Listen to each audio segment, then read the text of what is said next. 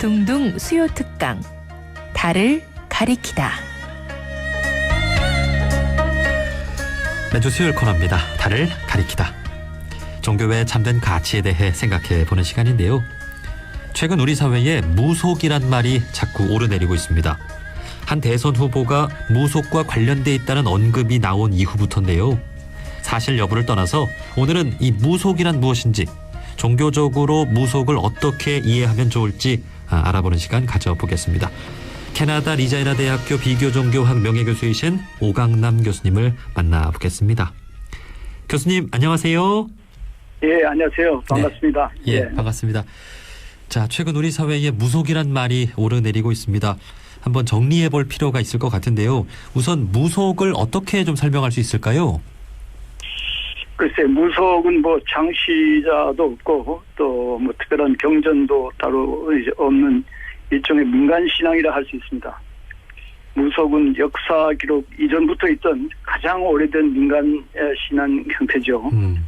근데 역사가 들어오면서 뭐 무속은 다른 종교의 요소들을 많이 융합해가지고 지금 아주 복잡한 신앙 형태라 이렇게 볼 수 있어요. 예. 근데 무속의 기능으로 대략 그 육체적인 병뿐만 아니라 주로 뭐 정신병, 정신적인 병 이런 것을 고친다고 하는 그런 치유의 기능을 얘기하고, 또 점을 쳐서 이제 사람의 운수를 알아본다는 그 예언적 기능을 또 한다 그러고, 또 동네 사람들이 다 와서 구경하잖아요. 네. 그래서 일종의 오락적 기능까지도 뭐 한다 이렇게 봅니다.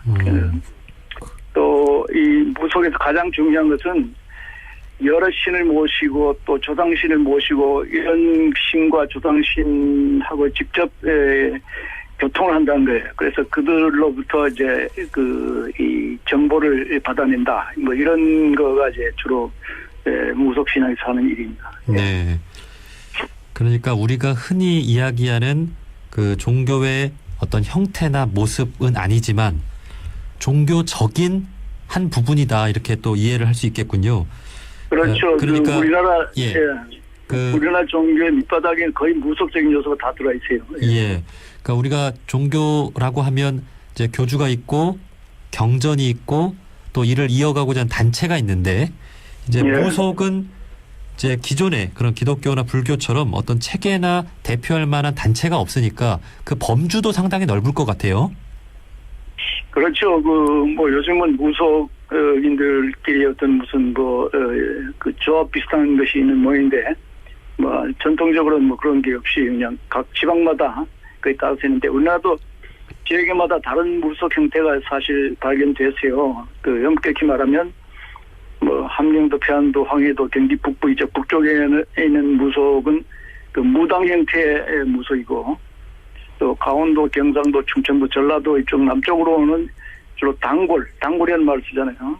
단골 형태의 그 무속인데, 뭐 제주도는 이거 좀 특별하게 뭐 이 둘을 합친 형태 뭐 이런 얘기를 하는데, 그런 있으니까 자연적으로 무슨 뭐 가톨릭처럼 뭐 최고 형태의 뭐 교황이 있다거나 이런 것이 없이 각 지방마다 각 골마다 자기 나름대로의 그 무속 그 신앙을 유지하고 그걸 실천하고 있었죠. 예. 그러니까 지역적 특색이 강한 그 모습을 보여주는군요. 예. 그렇죠. 예. 그 우리나라에서 이제 민간 신앙의 한 대표적인 형태라고 말씀해 주셨는데, 그러면 다른 나라들도 이 무속이라는 게 또 있겠죠? 그렇죠. 이 넓은 의미의 무속은 뭐 세계적인 현상에 어디나 다 있어요. 그 신과의 뭐 접속이라든가 뭐 신의 계시를 받는다든가 뭐 이런 거가 이제 무속이라고 그러면 뭐 그런 형태는 다 있죠. 그러나 많은 학자들이 이제 특히 무속할 때 그 영어로 샤머니즘을 쓰거든요. 샤머니즘. 예. 샤머니즘이라는 형태의 무속은 주로 그 시베리아에서 시작해가지고 몽고, 만주, 또 한반도, 일본 이런 쪽에 성행한 그런 형태의 그 민간 신앙이라 이렇게 보죠. 그러나 뭐 넓은 의미에는 뭐 유럽에도 있고 뭐 특히 성경에 나오는 그 이스라엘, 고대 이스라엘 뭐 거기에도 있고 뭐 그렇죠. 그리고 미국 그 원주민 사이에서 행하던 그런 그 종교 형태도 그 주장이 샤만이라고 그러잖아요. 메디슨 맨이라고 얘기도 하는데 그 병고치 뭐 이런 그래서 기본적으로는 샤머니즘이라 이렇게 보기도 합니다. 네. 또 현대에는 1800년대 중반 그러니까 19세기 중반에 미국에서도 강신술이라고 스피리추얼리즘이라고 해서 크게 유행을 했어요. 사람들이 이제 그 미디엄이라고 그 영매가 나타났어 그 중간에 있어서 죽은 사람들을 불러오는 거예요. 그래서 산 사람하고 이제 소통하게 하거나 또 뭐 같이 앉아 있는데 뭐 테이블이 막 흔들거리거나 뭐 이런 그 초자연적 현상이 있도록 하는 그런 그 힘이 있다 뭐 이런 거를 믿었던 그런 때가 있었습니다. 지금 미국에서도. 네. 그 박스자매라고 해가지고 그 사람들이 시작해서 이런 게 있었는데 뭐 이제는 없죠. 이제는 없지만은 그래도 이제 그 미국 놀이터 같은 데 가면 그런 현상을 체험해 보도록 그렇게 하는 게 있어요. 가면 막 책상이 막 이렇게 흔들려가지고 왔다 갔다 하고 뭐 이런 게 있는데 이제 네. 진짜 그 옛날식의 그 강신수는 거의 없어졌다고 볼 수 있죠. 네. 그야말로 이 무속이라는 것이 인류의 어떤 보편적인 종교 현상이 아닌가 하는 생각도 드는데, 예. 우리나라에서 특히 이 무속의 역사도 상당히 오래됐죠. 예, 뭐 앞에서도 말했지만은 그 역사 기록 이전부터 뭐 좀 정확하게 기원전 1000년 이전부터 있던 뭐 최초의 신앙 형태라 이렇게 볼 수 있죠.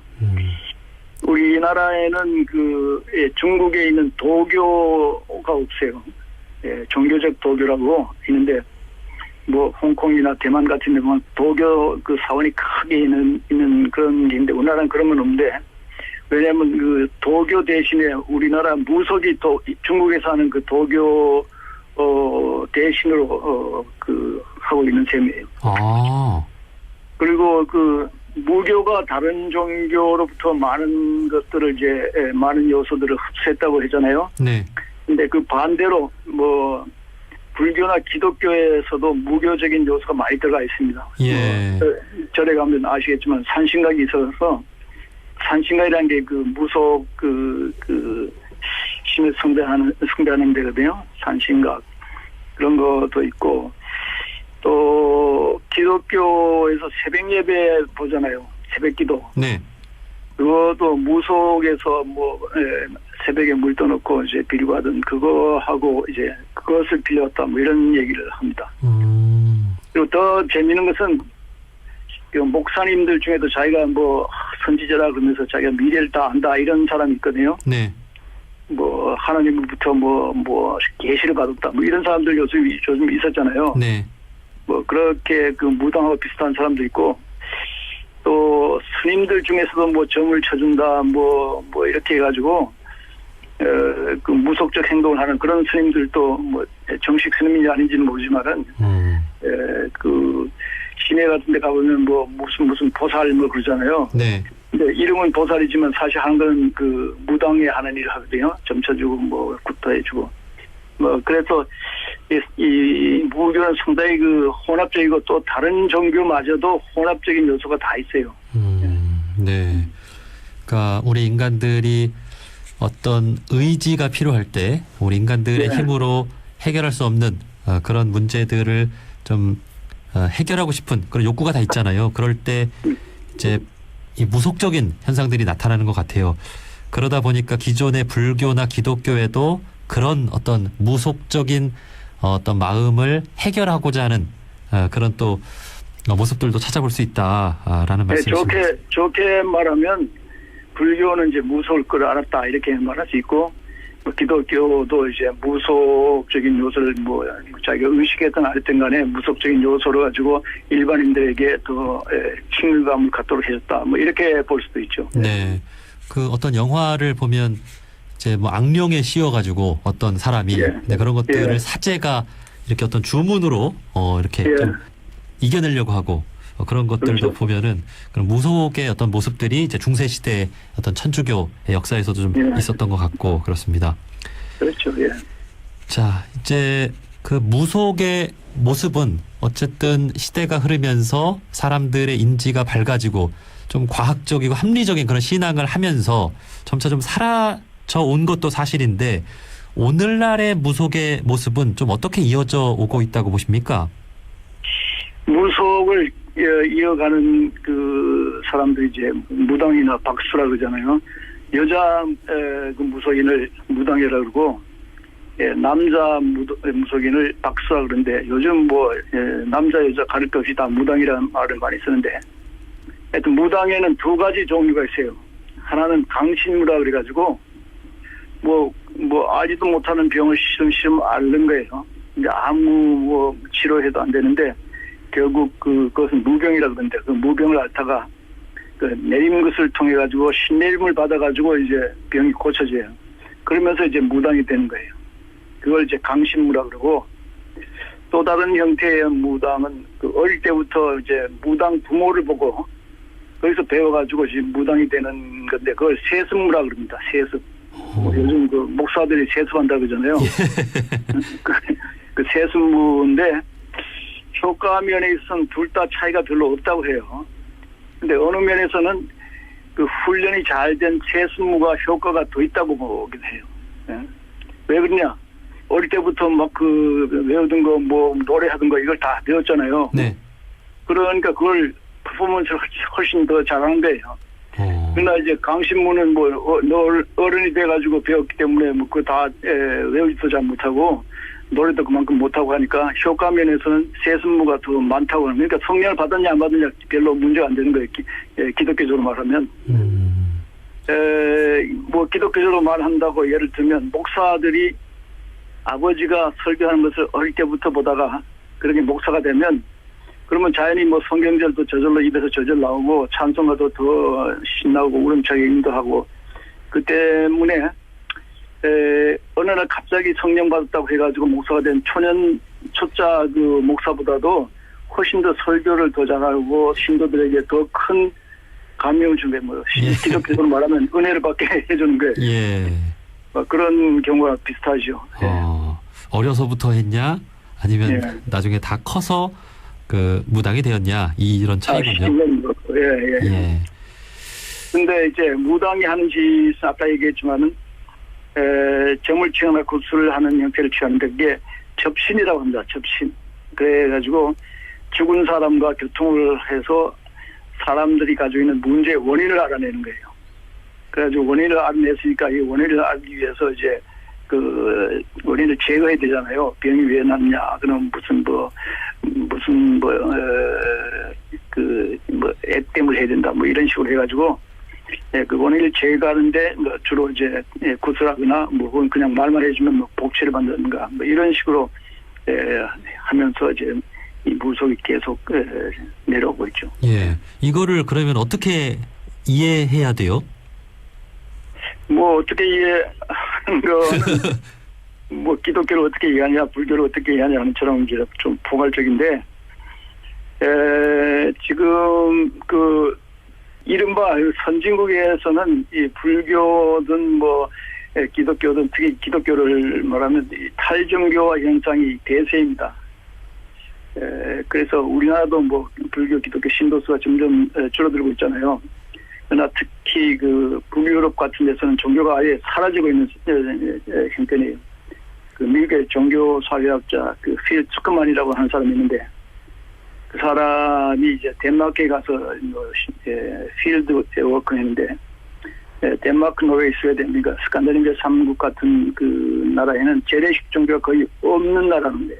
근데 그 사람 말에 의하면 이런 종교가 없는 나라일수록 잘 살고 여러 가지 면에서 그 선진적이고 그와 반대로 이제 뭐 벵글라데시라든가 네팔 같이 인구의 뭐 90% 이상이 이제 종교인 그 나라일수록 여러 면에서 낙후할 수밖에 없다고 이렇게 봅니다.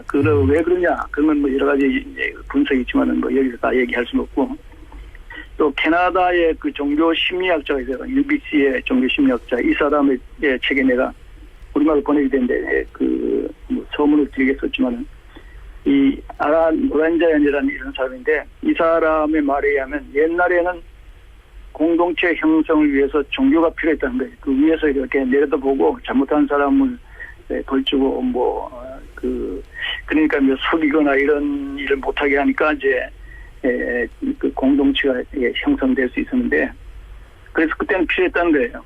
그러나 이제는 잘못한 거를 뭐 위에서 봐서 벌주는 것보다는 경찰에 가나 뭐 법원에 가서 그 해결하는 거지. 그래서 어느 정도 이제 종교가 필요한 시대가 있었는데, 그 종교를 하나의 그 사다리로 생각하면 사다리처럼 올라갔는데, 이제는 이제 그 사다리가 필요 없으니까 그 사다리를 걷어차버린 세대가 됐다는 거예요. 네.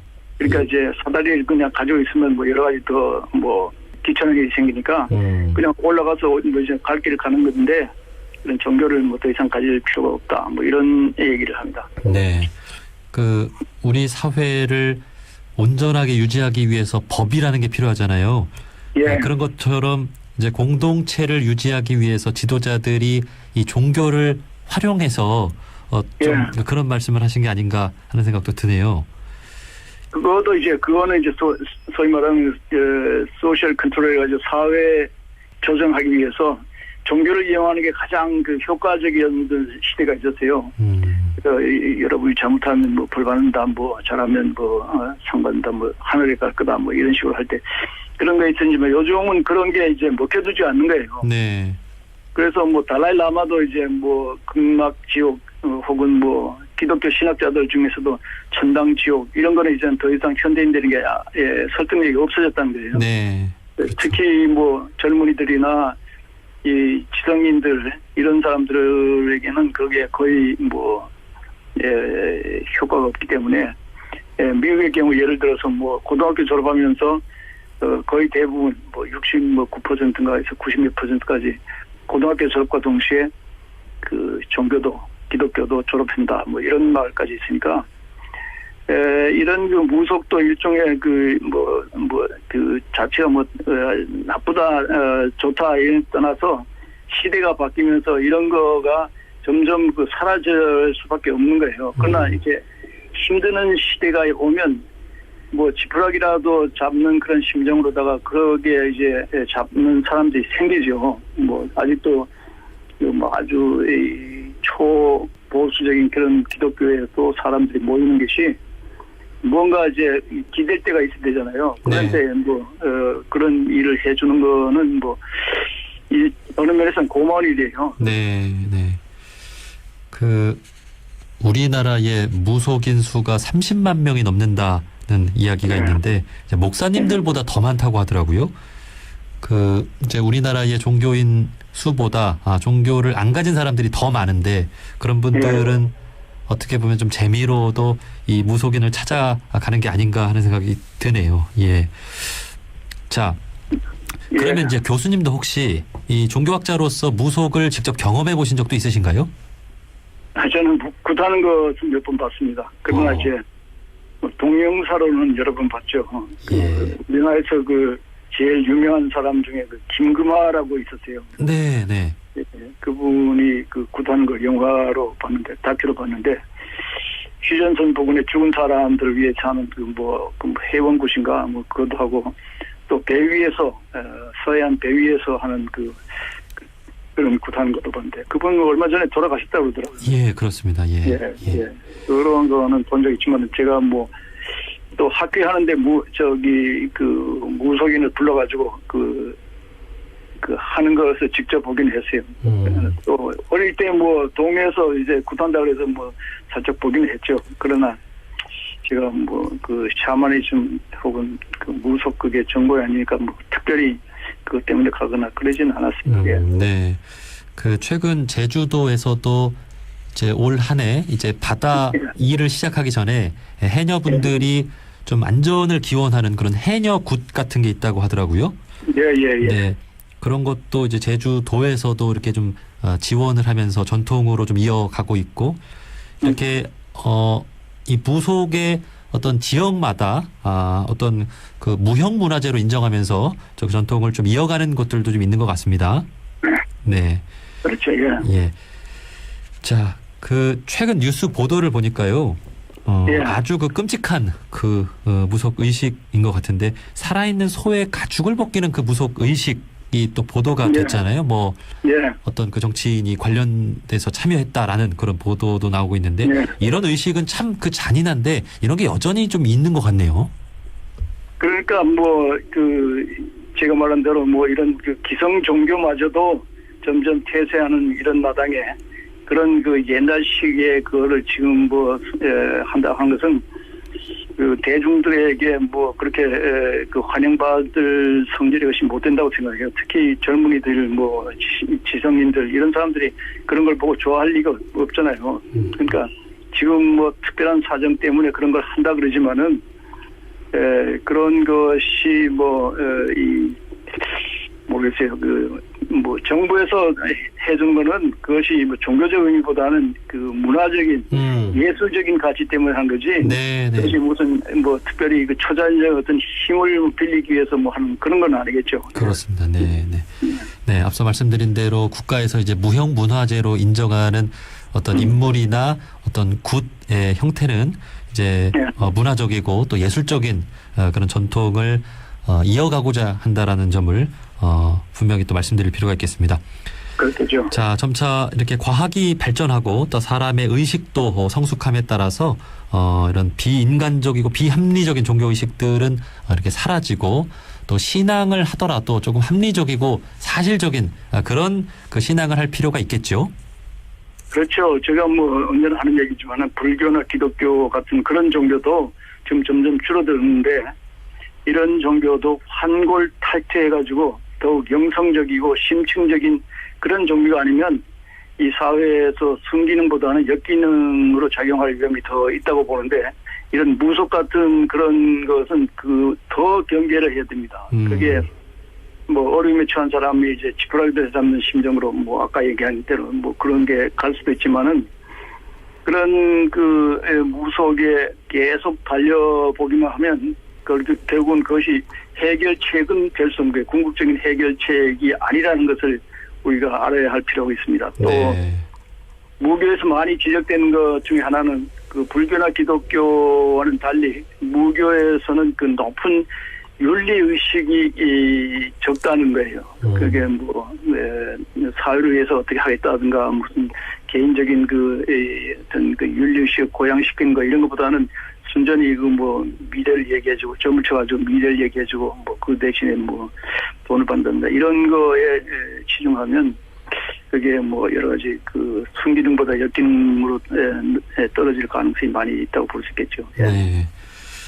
그 과거 뭐 조선 시대나 중세 시대 때는 그 과학이 발전하지 못하고 이제 모르는 어떤 그 이 우주의 영역이 너무 많으니까 그렇게 때로는 좀 의존을 했다고 하더라도 지금은 또 시대가 많이 달라진 만큼 종교적인 신앙도 좀 바르게 이렇게 사실적으로 또 건강하게 좀 가져가야 되겠습니다. 자, 마지막으로 우리 청취자분들께 오늘 무속 관련 또 이야기 해주셨는데 끝으로 좀 더 해주실 말씀이 있으실까요? 그 한 가지 드릴 말씀은 그 기독교에서 말하는 그 구약 성경에 보면 예언자들이 많이 나오잖아요. 뭐 심지어 그 예언자 훈련 학교도 있었다 그래요. 근데 그것이 일종의 그 샤만 준비 학교라 이렇게 보는 학자들이 많습니다. 그런데 그 구약의 그 예언자라고 할 때에 그 예자 있잖아요. 예자는 그 미리 예자가 아니고 그 은행에서 예금할 때 한다 예금이라는 걸 쓸 때 그 미리 맡길 예자를 씁니다. 맡길 그래요? 예. 그러니까 예언자의 주특기는 앞날을 점치는 게 아니에요. 예. 앞날을 점치는 것이 아니라 신이 주는 말씀을 대신 맡아가지고 그 신 대신에 말해주는 거예요. 그렇군요. 예, 물론 뭐 신이 말한 것 중에 뭐 미래에 대한 얘기도 있겠지만은 하여튼 그 점치는 게 그 예언자들의 그 본영이 아니에요. 예. 근데 기독교에서 말하는 구약 성경의 그 예언자 중에 그 특히 그 사람들이 강조하는 뭐냐면 사회에 만연된 불의를 고발하고 그것을 어떻게 고칠 것인가 이런 것이 그들의 할 일이었어요. 근데 이 한국 무교에서 이처럼 그 사회 문제에 고민하는 그 무속인들이 얼마나 될까? 그거는 뭐 무속인들도 잘 알겠죠. 네. 특히 이런 코로나 시대에 우리가 아무리 뭐 기독교나 불교에서 빌어도 코로나를 물리칠 수 없다는 것은 우리가 너무나 잘 알잖아요. 이제 네. 너무 실감하잖아요. 네, 이런 기복 일변도의 종교는 이제 개혁돼야 한다는 뜻인데 무교가 이렇게 기복 일변도로 나가는데 앞장선다면 그것도 뭐 이 사람들이 얼마 안 가서 뭐 결국은 효과가 없다는 것을 알겠죠. 뭐 코로나19 사태에는 손 씻고 마스크하고 뭐 거리 두는 것에 관계되는 것이 빈다고 되는 게 아닌데 네. 이 뭐 점치는 사람한테 뭐 돈 준다고 되는 일도 아니고 뭐 구산다고 되는 일도 아니라는 것을 뭐 사람들이 이제 알게 되겠죠. 예. 네. 자, 이러한 말씀을 좀 기억을 하면서 예. 우리가 종교를 갖는 이유는 무엇인가? 나를 위하면서도 우리 사회와 어떤 세계의 어떤 공동체, 어떤 평화를 위한 것이겠죠. 네. 종교 생활도 잘 해야 되겠습니다. 예.